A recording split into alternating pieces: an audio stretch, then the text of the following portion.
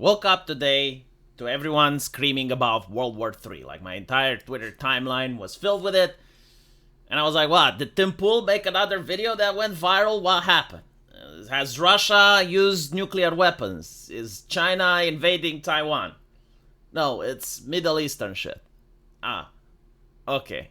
Then it's bad, but it's not World War III level. Middle Eastern shit has happened before I was born.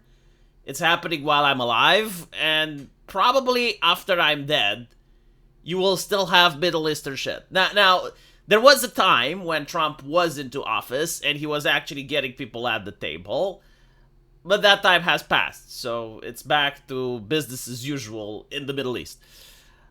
Now, apparently, what happened is that the leader of Hamas was going to the Iranian president ceremony, and Israel took him out with a missile. So they found out which room he was sitting in. They managed to use a missile to go into the room through the window, and it took out him and his aide. So no one else in the building, at least not from what is reported right now, died, except for, again, like the aide of the leader. And, people are worried that this is going to cause a World War III because Iran did say they're going to have retaliation for this.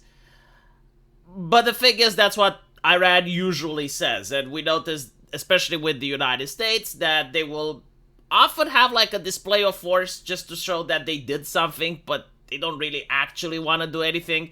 My opinion is that if Iran wanted to do something, they had plenty of opportunity to do it up until now. So it is kind of unlikely that they will do something major right now over this. I think that the Iranian leaders, on one hand, they want their population distracted. So they want their population to be looking towards Israel rather than looking towards the leaders.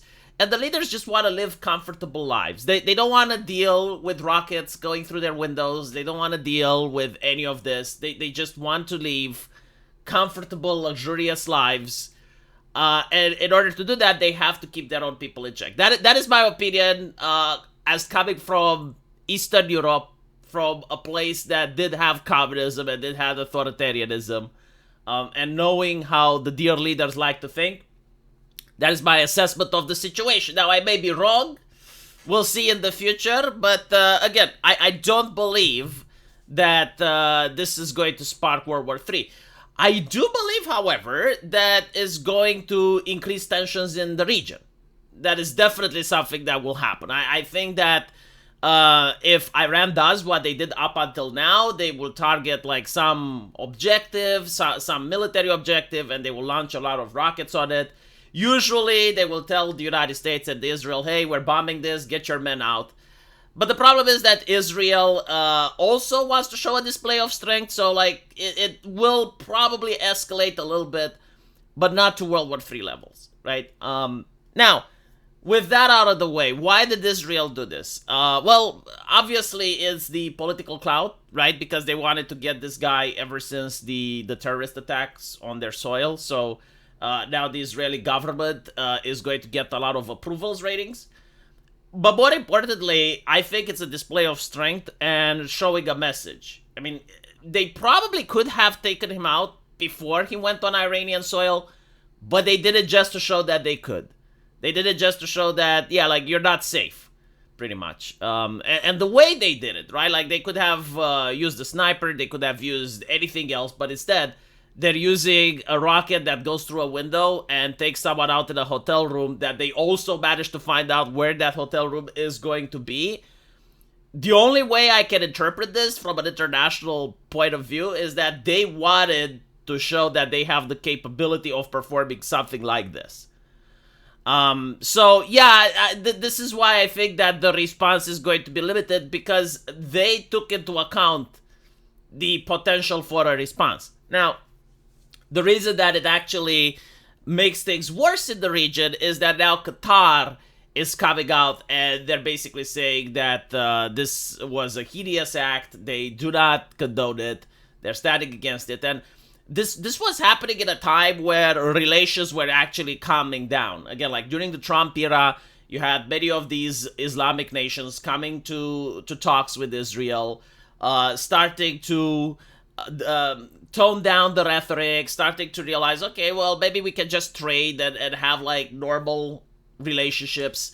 Because again, like the leaders, right, like the politicians, the people in charge, they just want to drive their luxurious cars. They want to enjoy their luxurious lives without having to worry about rockets flying through their windows. But I don't know if this is going to be possible, especially not in the current era, right? Because people are viewing that the United States is occupied with what's happening in Ukraine and Russia. They're also occupied with what's happening in the China Sea. And now they're also occupied with what's happening in the Middle East. America's current international display isn't the same strength that it used to display 20 years ago.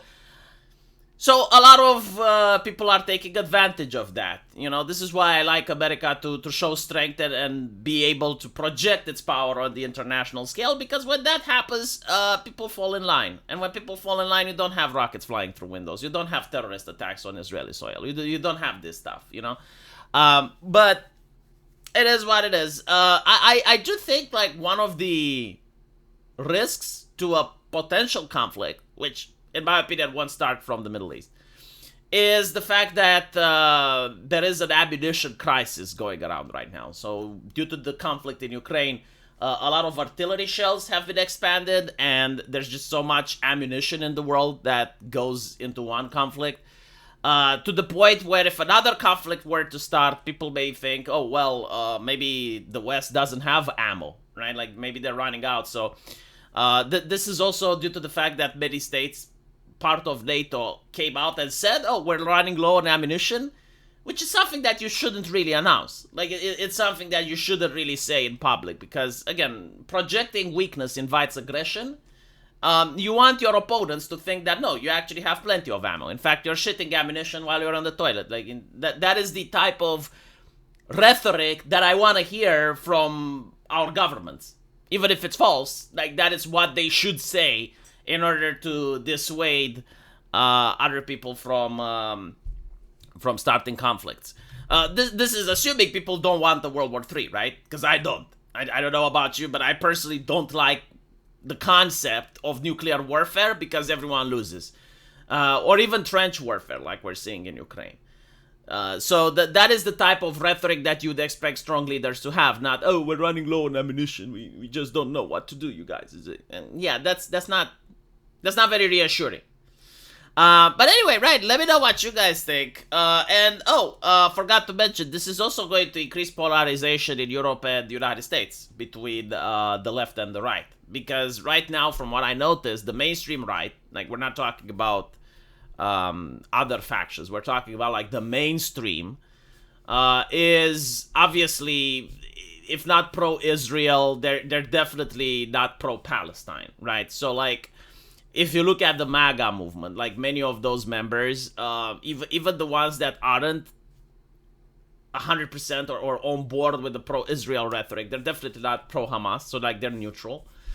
But on the left, you have like the AOCs, the Squad, the radical elements, the fringes, and even parts of the mainstream that are pro-Palestine. Like, just full front, you know, they're joining rallies, they're burning the American flags, they're doing all these displays.